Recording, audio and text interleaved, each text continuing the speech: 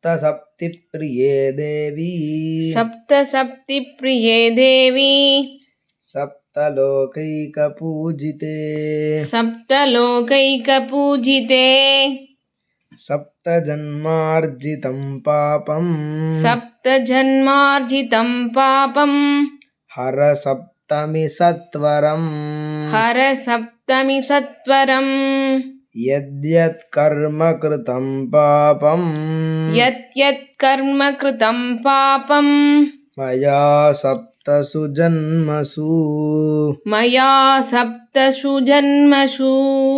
तन्मे रोगं च शोकं च तन्मे रोगं च शोकं च मा करीहन्तु सप्तमी मा करीहन्तु सप्तमी नौमि सप्तमी देवी त्वां नौमि सप्तमी देवी त्वां सप्तलोकैकमातरम् सप्तलोकैकमातरम् सप्तार्कपत्रस्नानेन सप्तार्कपत्रस्नानेन मम पापं व्यपोहय मम पापं व्यपोहय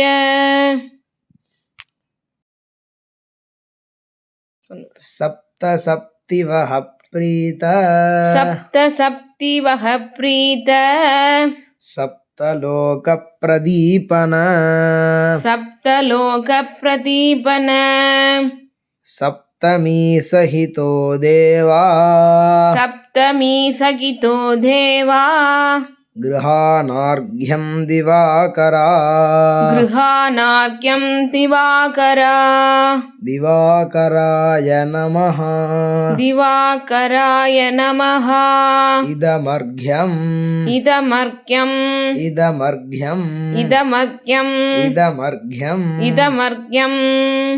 ரத சப்தமி 7 எருக்களையும் கொஞ்சம் அட்சதையும் வச்சு மேலே சொன்ன ஸ்லோகத்தை சொல்லி நம்ம ஸ்நானம் பண்ணிடலாம். நம்முடைய 7 ஜென்ம பாவம் தீரும். கிருஷ்ணா.